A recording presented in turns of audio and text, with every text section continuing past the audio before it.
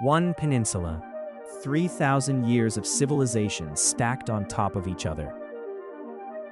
The Romans, the Visigoths, the Moors, the Inquisition, Columbus, and a civil war that rehearsed the worst horrors of the 20th century.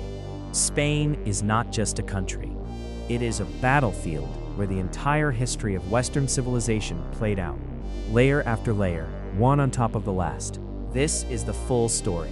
Long before anyone called this land Spain, people were already here. Tens of thousands of years ago, hunter-gatherers painted the walls of caves along the northern coast. The most famous of these is Altamira in the province of Cantabria. The paintings there are stunning. Bison, deer, wild boars, rendered with extraordinary skill. Some of the oldest work dates back tens of thousands of years. The famous polychrome ceiling is roughly 15,000 years old. They are some of the finest examples of prehistoric art on the planet. Then came the Phoenicians, traders from the eastern Mediterranean, who established settlements along the Spanish coast as early as the 11th century BC. They came for the silver. Spain, it turned out, was one of the richest sources of precious metals in the ancient world. The Phoenicians named one of their trading posts Hispalis. That name would eventually become Seville. Rome did not come to Iberia to conquer Spain. Rome came to Iberia to destroy Carthage. The great Carthaginian general, Hannibal, had launched his legendary invasion of Italy from the Iberian Peninsula. And Hannibal had a reason to hate Rome that went back to his childhood. According to ancient historians, as a young boy, Hannibal was made to swear an oath at the altar of a Carthaginian temple in Spain, an oath of eternal enmity toward Rome. Whether that story is literally true or a later invention, it captures something real. For Hannibal, the war against Rome was personal. Rome sent the Scipio brothers to cut off Hannibal's supply lines, and in doing so, Rome stumbled into one of the most strategically important pieces of real estate on Earth. The Roman conquest of Iberia took nearly 200 years. It was brutal, bloody, and met with fierce resistance. But by the 1st century BC, Rome had imposed its language, its laws, its roads, and its gods across the peninsula. Latin became the dominant tongue. Christianity, which spread across the Roman Empire in the early centuries AD, took deep root here. Spain produced some of the earliest and most important figures in Christian history, including Pontius Pilate, who served as Roman prefect in Judea, and the theologian Tertullian, who wrote some of the foundational texts of the faith. Roman roads crisscrossed the peninsula. Roman aqueducts carried water to cities that had not existed a generation before. Spain became one of Rome's richest provinces, a supplier of grain, wine, olive oil, and silver that fed and funded the empire. But Rome's grip on the world was loosening. In the 5th century AD, the Germanic tribes finally broke through. The Visigoths, a Germanic people, swept into Iberia and established their own kingdom. Their capital was Toledo. For over 2 centuries, the Visigoths ruled Spain as one of the last fragments of Roman civilization. Then came 711. The Visigothic king Witiza died in 710, and the succession fell apart. His sons believed they were rightful heirs. A rival nobleman, Roderick, seized the throne instead. Witiza's family turned to the Muslims of North Africa for help. What they got was far more than they bargained for. A Berber commander named Tariq ibn Ziyad crossed the Strait of Gibraltar. The very rock where he landed gave its name to one of the most strategic points on Earth, Gibraltar, from the Arabic Jabal Tariq, the mountain of Tariq. In July of 711, Tariq met the forces of King Roderick at the Battle of Guadalete. It was a decisive defeat. Roderick was killed. The Visigothic army shattered. Within a few years, Muslim forces controlled nearly the entire peninsula, and so began the Age of Al-Andalus. What the Muslims built in Iberia was not just an occupation, it was a civilization. Al-Andalus became one of the most sophisticated societies in medieval Europe. And the jewel of that civilization was Córdoba. In the 10th century, when Córdoba declared itself an independent caliphate, it became one of the great cities of the world. At its peak, it had a population of over 300,000, larger than any city in Western Europe at that time. Contemporary sources described it as the rival of Constantinople and Baghdad, not as a smaller version of those cities, as their equal. Córdoba had running water, street lighting, libraries with hundreds of thousands of volumes. Its scholars translated and preserved the works of Aristotle, Galen, and Euclid, works that would later flow back into medieval Europe and help ignite the Renaissance. Muslim, Jewish, and Christian scholars worked side by side, producing advances in mathematics, astronomy, medicine, and philosophy. The Alhambra in Granada, built later during the final centuries of Muslim rule, is perhaps the most beautiful expression of this civilization that survives. Water channels, geometric gardens, inscriptions carved into marble and plaster. It is architecture as art, as philosophy, as prayer. But from the very beginning of the Muslim conquest, there had been resistance. In the mountains of the north, in a region called Asturias, a small band of Christian nobles refused to submit. In 722, a nobleman named Pelayo led a battle at a place called Covadonga.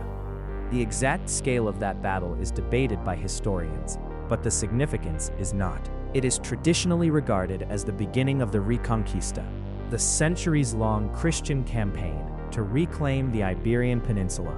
The Reconquista was not a single war. It was not one continuous crusade. It was a grinding, intermittent, often opportunistic series of conflicts that stretched across nearly 800 years. Christian kingdoms rose, fought each other as much as they fought the Muslims, and slowly, territory by territory, pushed the Muslim frontier south. Toledo fell to Christian forces in 1085. The Battle of Las Navas de Tolosa in 1212 was a turning point. A massive Christian victory that opened the door to the south. Córdoba was captured in 1236, Seville in 1248. By the mid-13th century, the entire peninsula had been reclaimed, except for one kingdom in the southeast. And it was the fall of Granada that would reshape the world. The kingdoms of Castile and Aragon were united by marriage. Ferdinand of Aragon married Isabella of Castile in 1469. Together, they became the most powerful monarchs in Iberia, and together, they decided that the war against Granada would end on their terms. The Siege of Granada lasted 10 years. In January of 1492, the last Muslim ruler of Granada, Abu Abdullah, known to the Spanish as Boabdil, surrendered the city. The Reconquista was over, but 1492 did not end there. That same year, Ferdinand and Isabella signed the Alhambra Decree, expelling every Jewish person from Spain. The Jewish community had been in Iberia for over 1,000 years. They had contributed enormously to the culture, the economy, the intellectual life of the peninsula. And in a single stroke, they were told to leave or convert. The exact number expelled is a matter of scholarly debate, with estimates varying widely. But it was one of the largest forced expulsions in history. And that same year, 1492, a Genoese sailor named Christopher Columbus, funded by Ferdinand and Isabella, crossed the Atlantic and made landfall in the Caribbean. Spain had just discovered a new world. What followed was an explosion of power, unlike anything Europe had seen since Rome.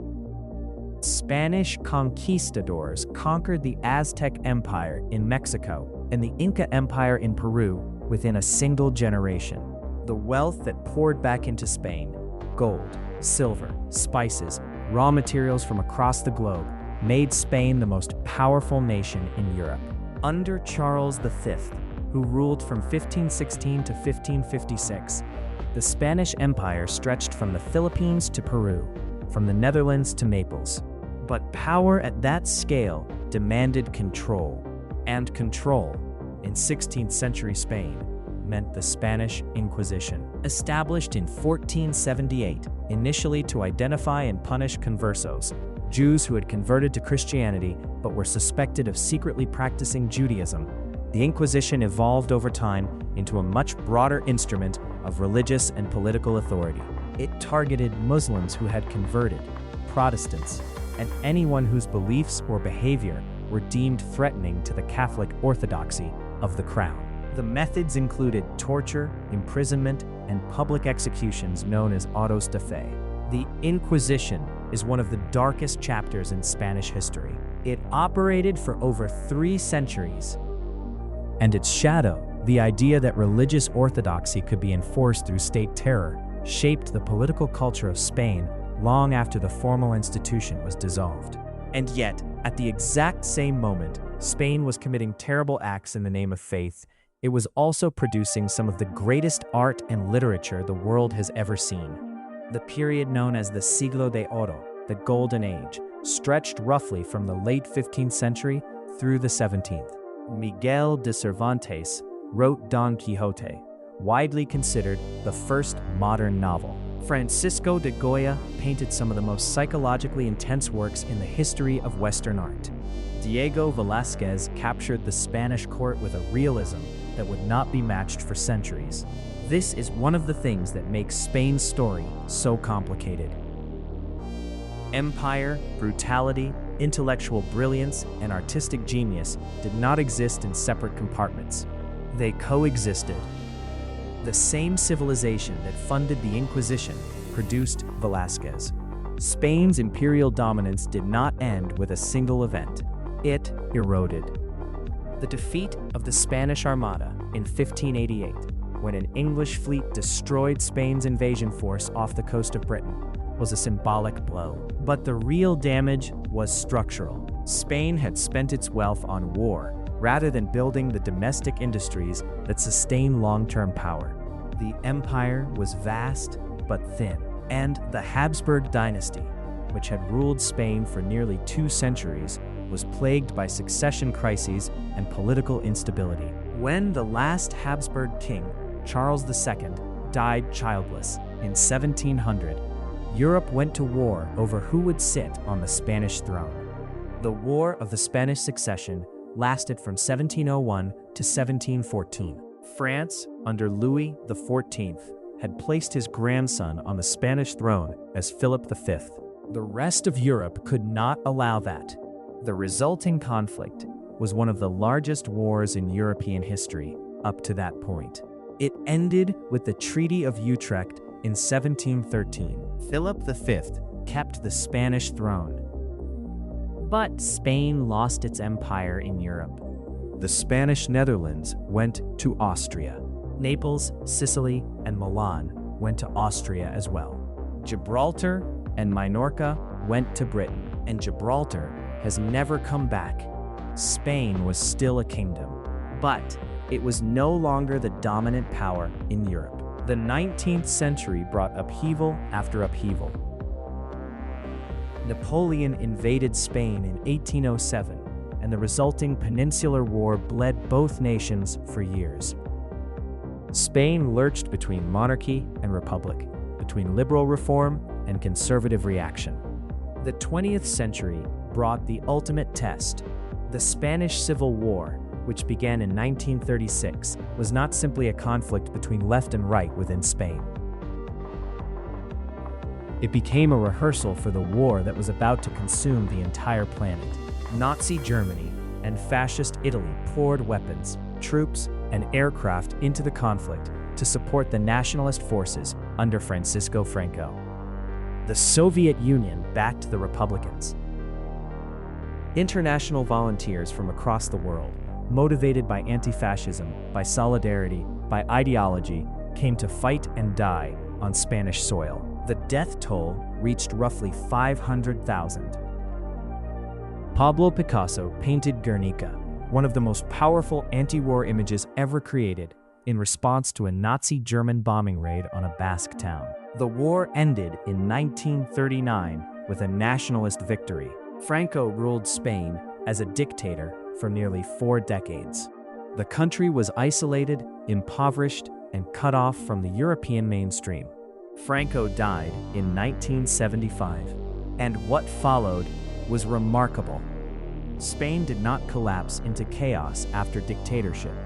It did something far harder. It chose democracy.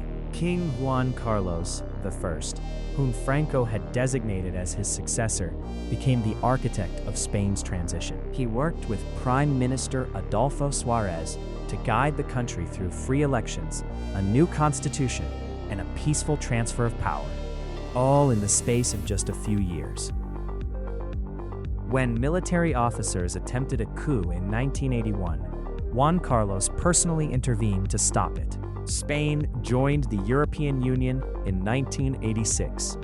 Economic modernization followed. The country that had been one of the poorest in Western Europe transformed itself into a functioning, prosperous democracy in less than a generation.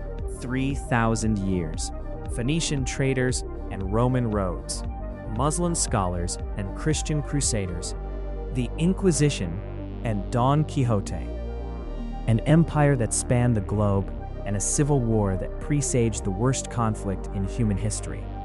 Spain's story is not about one thing. It is about what happens when civilization after civilization layers itself onto the same piece of ground. Every culture that came to Iberia left something behind, and every one of them was changed by the ones that came before. The peninsula that Romans called Hispania, that Muslims called Al-Andalus, and that the world now calls Spain, is still layered, still complex. Still one of the most fascinating places on Earth to try to understand. If the story of how Spain built one of the most powerful empires on the planet fascinated you, you need to see what happened when Portugal, the tiny country right next door, did the exact same thing. That video is right there. Watch it now. And if you are not subscribed yet, this is the kind of history that rewrites everything you thought you knew. Hit that button. Do not miss what is coming next.